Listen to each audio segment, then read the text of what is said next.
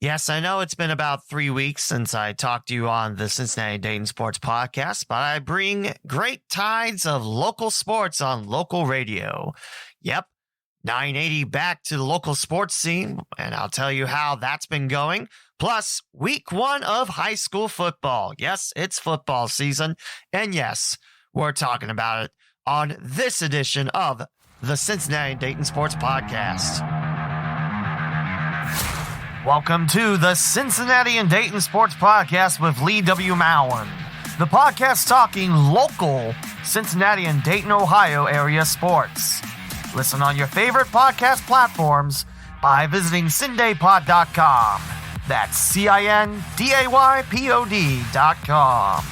Intro theme is Overdrive by Matrika from Uppbeat.io. Here's your host, Lee W. Mowen.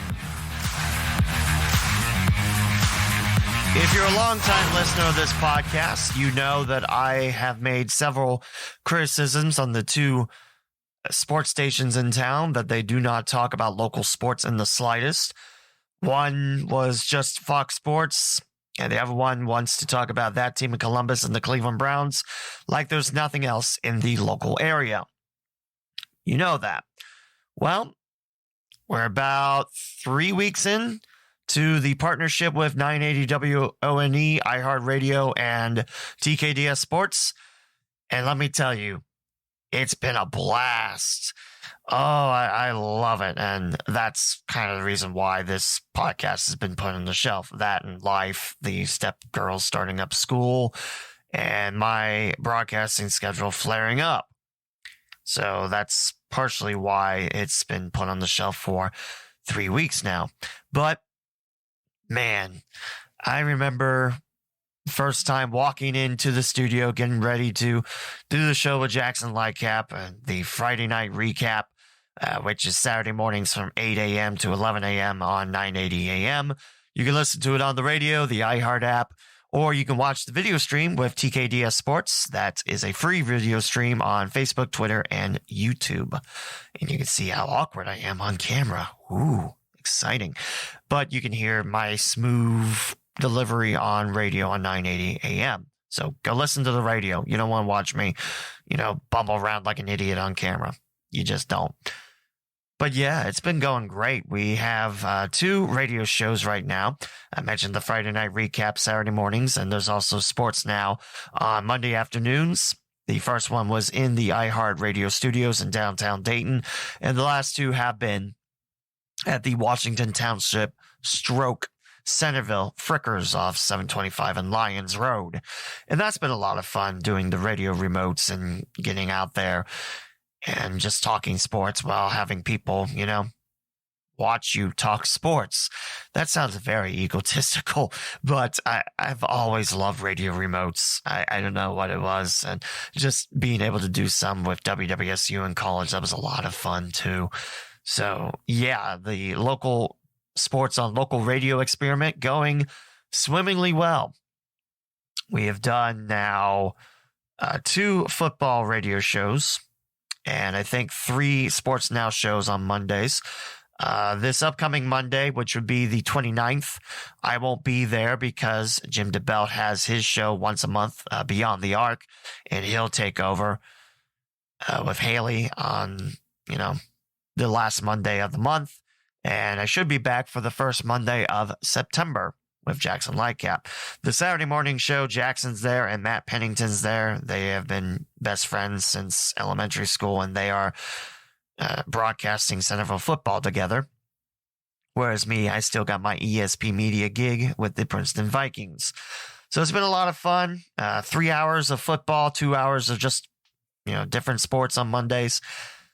Yeah, hopefully you give us a listen. Hopefully we grow this more and get more local sports on. Because like I mentioned, with having 2 sports stations in town and now 1 back in the local sports scene, that's tremendous. And that's what Daytonians deserve. They deserve someone that cares about the area. They deserve someone that cares about the athletes around here. And they deserve someone that's not going to poop on the other fans just because, I didn't go there, lol.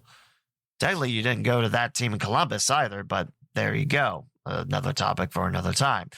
So yeah, I've been sharing the heck out of the radio updates. So if you can join me for a little bit, that'd be fantastic. Spread the word. Let the good folks of Dayton know, and Cincinnati, since, that's my specialty, that there's a local sports station again.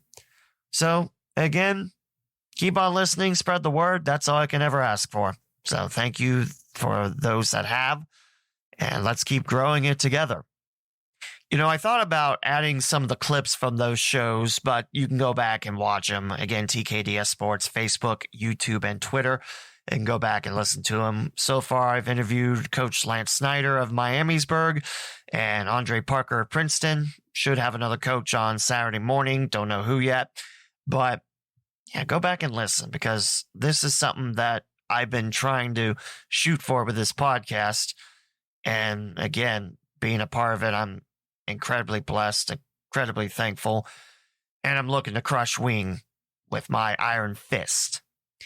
So it's week 1 of high school football in the books. Can you believe we're already at that time? Well, technically, we're already at week 2, because, that's going to start, tomorrow, Thursday, because there's Thursday games, So the big thing is that we cover all the Dayton and Cincinnati area scores on the Saturday morning show. And I like to do that. Hopefully I can get Tim Swafford back to help me with, recapping these, but I just haven't been able to get it all ironed out yet. That's on me. That's me and my time being siphoned away with family life, broadcasting life, radio life now. So yeah, hopefully that'll be a thing next week, but we'll see. So let's go ahead and talk about the Ohio scores first. I have to pull up the Indiana and Kentucky scores, because that's something we haven't dove on. I don't know if I'm going to try to sneak those in for Saturday, but actually Richmond is going to have to be in, because they're playing Northmont this week, which that surprised me, because Inglewood and Richmond, that's a pretty big drive on 40, but at least you only have one road to Richmond. So there you go. The Thursday night games start off with the Battle of Kettering going Fairmont's way. 3 straight for the Birds. They knock off Alter 31-7. Fairfield runs over Wayne 41-24. And Taft shuts out Roger Bacon 33-0. In the Duck Creek Road Battle, Withrow defeats Walnut Hills 45-7. Carroll knocks off Ponex Tech at Welcome Stadium 25-19. And Woodward, under first-year coach Jeremy Flug, they fall at Columbus South 32-30. Now the Friday night games, the one I called was Princeton at Anderson. A tight setup at Brown Stadium. I had to duck in front of our coaches, the Princeton coaches. So, I wasn't rude and just taking up all their space, but it was okay. We got through it all right. And Princeton defeated Anderson 61-36. If you remember last year talking about that game, over 1,000 yards. Yeah, same thing. Over 1,000 yards between the two teams, and Princeton had 3 rushers for over 100 yards. And transfer RJ West looked superb with the Vikings. A big shock here. St. Xavier led 13-0 at the half, and Lakota West in the last minute takes it 16-13 from the Bombers. Great win for the Firebirds there. Bowler hangs a 49 spot at Massillon, Washington, 49-31. In the Ohio-Kentucky battle, it's Elder over Covington Catholic, 42-21. LaSalle edges off Coleraine, 17-13. McNicholas over Indian Hill, 56-7. Hamilton Baden hands Villa Angela St. Joseph a 34-3 decision. Baden wins. Eastmore Academy over Chaminade Julienne 20-14. Bishop Fenwick 36, Franklin 14. Cincinnati Country Day 57, Manchester 0. St. Bernard Elmwood Place 34, Schroeder 0. Grove City Christian 42, Miami Valley Christian 16. Cincinnati Hills Christian Academy 42, Portsmouth Notre Dame 24. It's Reading over Laughlin 72-6. Madera over Norwood 37-8. Wyoming shutout winners over Harrison 35-0 at Wyoming. Finneytown 26, Hillcrest 0. Taylor 20, Greenon 0. Winton Woods 39, Trotwood Madison 16. It's Waynesville edging out Clinton Massey 14-7. Remember last year, the Falcons, they lost their first game of the year to Anderson, but then won 14 straight to claim the D4 title. East Clinton 34, Dayton Christian 14, Ross 27, Wilmington 7, New Richmond 30, Northwest 27, a back and forth game. Knights had several leads before the Lions struck for good late. Piketon, Kentucky 14, Goshen 12, Western Brown 55, Hillsborough 0. By the way, that win, Drew Novak becomes just the 14th quarterback in Ohio history to go over 10,000 yards in his career. 10,000 yards in 3 years and a game. Can you believe that? Paint Valley 42, Blanchester 26, Williamsburg 48, Batavia 7, Claremont Northeastern 30, Clark Montessori 6, Hughes 38, Summit Country Day 7, Cincinnati College Prep 28, Bethel Tate 0, Gamble Montessori 35, New Miami 6, Hamilton 28, West Claremont 9. That was Nate Mahan, his first year with West Claremont after leaving Hamilton, and RV Crouch coming over from Mount Healthy, picking up his first win with the Big Blue. Little Miami edges off Mount Healthy 16-14, a former SWAC battle. Milford flies high over Edgewood 42-6. Tom Grippa, the head coach of the Eagles, said, since arriving to Milford, it's probably the best defense he's had. That might spell trouble in the ECC, but it's going to be a lot of fun. Shutout winners, the Kings Knights take down Sycamore 34-0. Middletown over Loveland 47-33. Oak Hill's a surprise win. They knock off Turpin at home 31-20.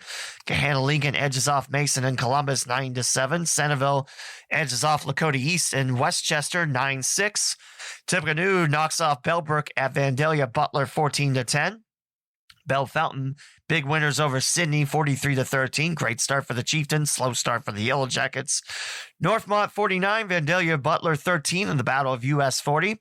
The Battle of Old US 25, Miamisburg 62, West Carrollton 26. And I believe we talked about that on the previous Sports Now show on Monday. Despite that blowout victory for Miamisburg, the stats were really close. Just one more first down for Miamisburg, just one turnover for both teams. And the Pirates actually had the ball longer for, I think, about like 4 minutes or so. It wasn't that long, but fairly close stats considering that it's a lopsided affair like that. Springboro knocks off their former GWalk foe Lebanon 21-19. Xenia big over Beaver Creek 40-3. Tecumseh over Fairborn 48-13. Northridge shutout winners over Dixie 57-0. Preble Shawnee gets their season off with a 61-7 romp of Miami East. It's Milton Union 41, National Trail 0. Greenview 33, Middletown Madison 7. Carlisle 8, Twin Valley South 6. I was surprised on how low scoring that game was. Valley View 31, Springfield Shawnee 7, Brookville 54, Tri-County North 20, and the newly christened Miami Valley North Stadium. Brand new turf for TCN. Looks beautiful. Oakwood 17, Marymount 14 get revenge on their blowout loss to the Warriors in Cincinnati last year. Monroe 35, Oxford Talawanda 16, a former Mid-Miami League battle. Marion Local 21, Wapakoneta 7. Ansonia 36, Riverside 14, Anna 34, Indian Lake 19, Jonathan Alder 42, Amanda Clear Creek 9, South Adams, Indiana 35, Arcanum 0, Van Wert 63, Bryan 28, Easton 17, Ottawa Glandorf 0, Mechanicsburg 14, Kenton Ridge 3, Bucyrus 48, Mississinawa Valley 20, Northeastern 48, Bethel 0, Benjamin Logan 21, Triad 6, Tri-Village 51, Troy Christian 20, Urbana over West Jefferson 40-25, Graham 27, West Liberty Salem 24, Southeastern 41, Northeastern 7, Waynesville Goshen 28, Ada 0. That's 8-0, excuse me. St. Mary's 42, London 31, Versailles 31, Salina 6, New Bremen 28, Lima Bath 0, Coldwater 37, Kenton 2, Crestview 51, Parkway 14, St. Henry 50, Covington 0, and Wayne Trace 18, Fort Recovery 14. That's your Friday night scores in the area. Your Saturday scores, the big one everyone was hoping for, it got rained out in Cleveland. Springfield at St. Ignatius could not play. That was a game that the Springfield Wildcats won at their place last year. Couldn't play it at St. I this year. Springfield Catholic Central 48, West Unity Hilltop 0, Stebbins 15, Aiken 0, Purcell Marion 16, Deer Park 8, Independence 46, Thurgood Marshall 0, and Western Hills 30, Meadowdale 3. That's your Ohio scores. If we look at the Lone North Central Conference score in Eastern Indiana, that classic battle that's been going since 1929. And it's heavily favored Richmond for a while. But that didn't matter to the Connorsville Spartans. They knock off the Red Devils 47-14 in Connorsville. And we look at the Tri-Eastern. That is the conference that is mostly represented in Eastern Indiana. 5 scores. Centerville 72, Lincoln 0. That's Centerville, Indiana Bulldogs, not to be confused with Centerville, Ohio Elks. Hagerstown 50, Knightstown 26, Monroe Central 30, Winchester 14, Northeastern 48, Union County 9, and Tri 68, Union City 12. So yeah, your lowest score for the winner was 30 for Monroe Central, which is not a conference game. So already Centerville, Hagerstown, Northeastern, and Tri 1-0 in the Tri-Eastern. Lincoln, Knightstown, Union City, Union County 0-1. Winchester yet to play a league game, but they did lose. In fact, the streak says that that's Lincoln. They've lost 11 straight. Knightstown's lost 5. Union City's lost 2. Union County's lost 3. And the 4 winners, they won their last game. Now to NKYSports.com. We'll talk about Northern Kentucky football. I already mentioned that Covington Catholic fell to Elder in that rivalry, but the other games going on. Mason County over Newport 48-6. Brossart edges off Dayton and the Green Devils, 28-18. Not sure why I got baseball involved in there, but I sure did. Darn. Holy Cross 48, Bellevue 0. Newport Central Catholic falls at Campbell County 28-18. Grant County falls at Holmes 68-12. There's that 42-21 Covington Catholic loss to Elder. Walton Verona holds the ground over Scott 31-14 Bearcats. Dixie Heights over Lloyd 13-12. Ludlow over Gallatin County 48-20. Connor falls at Henry Clay 25-14. Lexington Catholic edges out the Ryle Raiders 27-21. Simon Kenton over Oldham County 56-16. Boone County at Russell, no score there. Looks like that might have been canceled. Also, George Rogers Clark at Cooper, no score there. Possibly, actually, ScoreStream might have that, but they are not updated on NKYSports.com. Beechwood shutout win at Fairdale, 36-0. South Warren wins at Rafferty's Bowl against Highlands, 49-14. And no update on Pendleton County at Pike County Central. So a couple incomplete games there, or incomplete updates there. But there you go. That is Northern Kentucky, Eastern Indiana, and Southwest Ohio covered to a T. Which, again, we do that on the Friday night recap show, 8 to 11 a.m. on 980 a.m. and the Dayton area. WONE.iHeart.com for the website. The iHeartRadio app, of course, and I think TuneIn as well. And you can also watch the video feed on TKDS Sports, the social media accounts on Facebook, Twitter, and YouTube. Week 1 in the books. Holy cow. When did fall start? Oh, yeah, last week. So, a couple surprises in there. A couple big lopsided wins in there, too. Hard to believe that week 1 of high school football already in the books. So a question, how did I get through all those scores in a span of, let's say 14 minutes? And this episode's still under 20. I thought this was going to be like an hour to talk about everything, but apparently not. So, you know what that means, because, talking about your local baseball team is bor-wing, apparently, and talking about how many, bathroom trips Ohio State makes is good radio. We'll talk about the Dragons. That's right. And I did talk about them, not this past Monday, but the previous Monday, because, like I said, it seems like the other radio station doesn't care.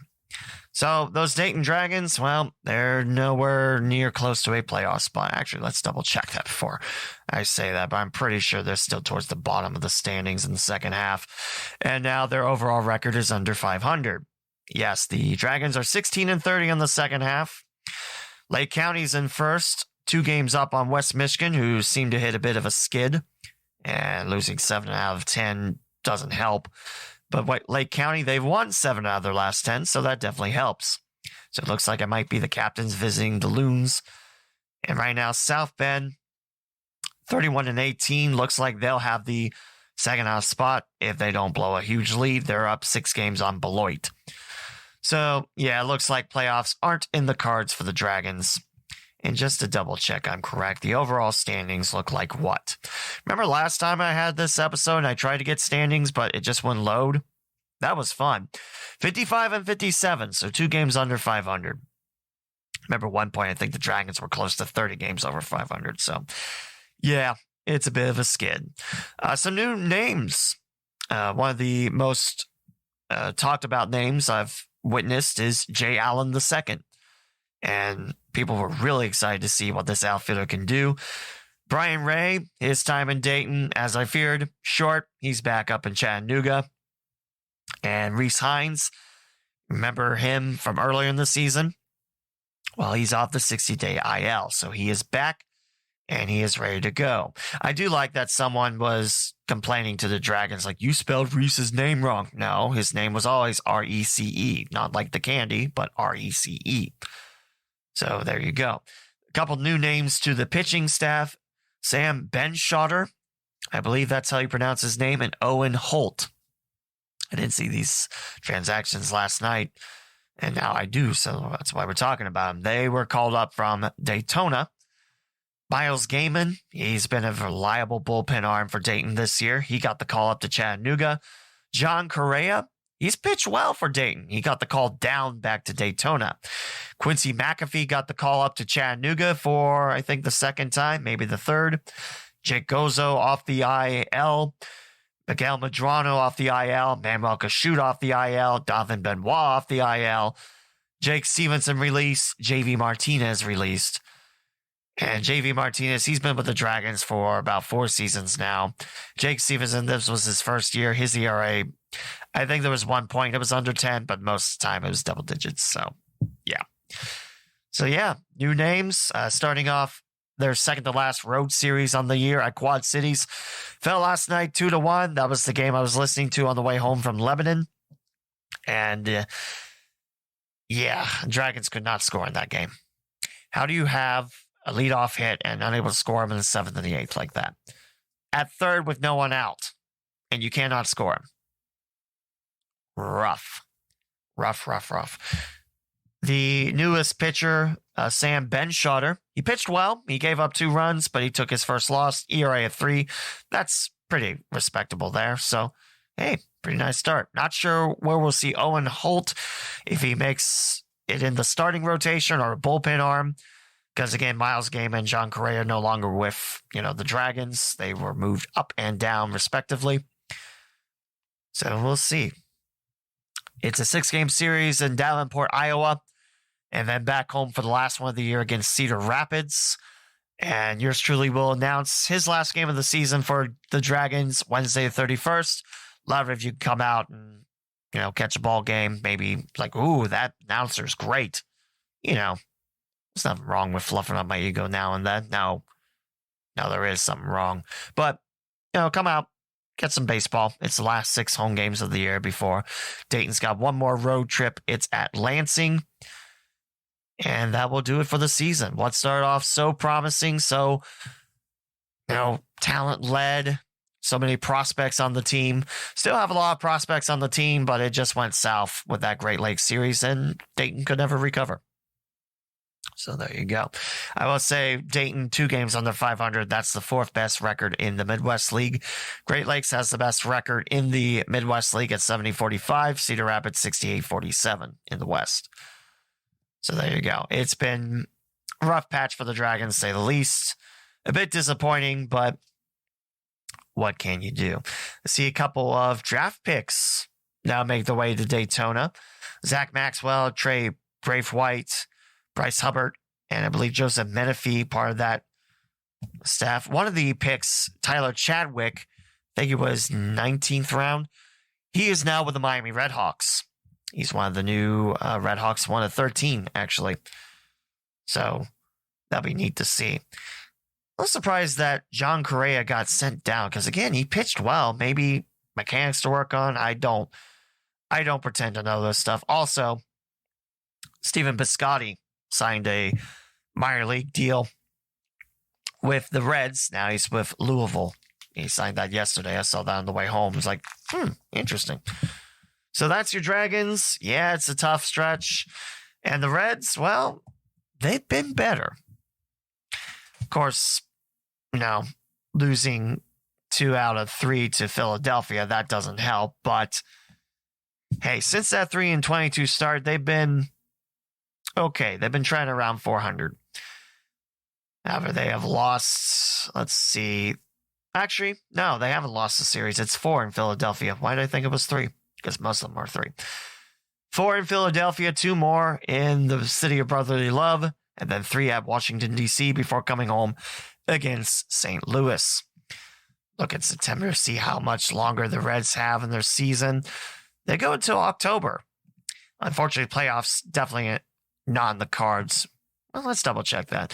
September, they'll host Colorado to start off the month, hosting Pittsburgh for 4 mid-month, 2 against Boston, 4 against Milwaukee, and October, 1 home series against the Chicago Cubs, 3rd, 4th, and 5th, and then that's the last regular season series.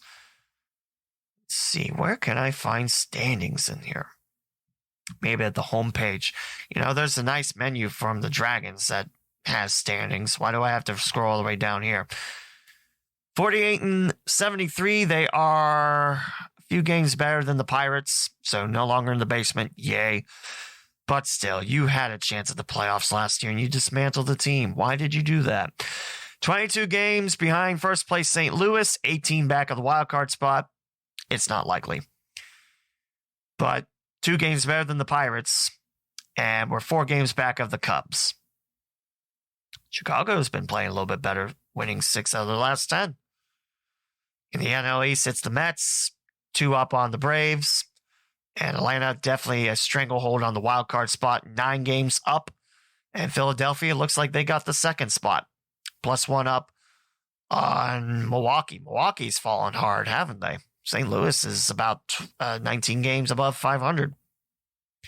LA Dodgers, you might expect them to crush the NL West. Yeah, they have an 18.5 game lead on San Diego. And they have a wild card spot. Is there 3 this? Yeah, there's 3 this year, aren't there? I completely forgot about that. New York Yankees, they've hit a skid since the trade deadline, but still have a pretty nice lead for the first in AL East. 8 games up on Tampa Bay, 8.5 up on Toronto, and 11 up on Baltimore. In the NL Central, the Guardians, they are 3 up on Minnesota, 4 up on the White Sox. Somehow, the White Sox still alive? That's surprising. And Houston, a stranglehold in the AL West, 11.5 up on Seattle, but the Mariners do have a wild card spot, as do Tampa Bay and Toronto. So that's your look at the MLB. And yeah, the past few series haven't gone the Reds' way, but still, considering where they started, they shouldn't have started that way to begin with. And, we could talk about that until I turn blue in the face, but it's done. And I did mention about the trades. And yes, I think the trades were good. We're not going to win this year, probably not even next year, maybe 2024. So why not get some prospects? And my God, did Nick Krall hit the boatload. The Reds now have the 4th best farm system in terms of prospects, according to MLB. Isn't that crazy? 4th best now? So really, once those prospects grow, there is no excuse not to win. No excuse. And I think that'll just about do it here on the Cincinnati Dayton Sports Podcast. Yes, a shorter episode than normal, but I'm back. You got football scores. I told you to listen to 980 WONE, not Wing. They only talk about that team in Columbus. No thanks. So I'll talk to you on the radio Saturday morning, 8 a.m. to 11. We also do picks. And right now I'm tied for second at 3-2. Thank you, St. X. Thank you very much. And thank you, Roger Bacon. No, I'm just kidding. That's not funny. And it's not on money. It's just we pick games and then we talk about why we pick them. And then, there we go. I was the only one to pick Princeton, though, out of the three. It's like, guys, seriously? It's D1 against D2. And plus, these Vikings are good. So, take that. That'll do it. I like how I'm trash talking to end up this episode, but that's okay. This is the Cincinnati Dayton Sports Podcast. And next week, hopefully, we'll cover week 2 and we'll talk more local sports. Talk to you next time.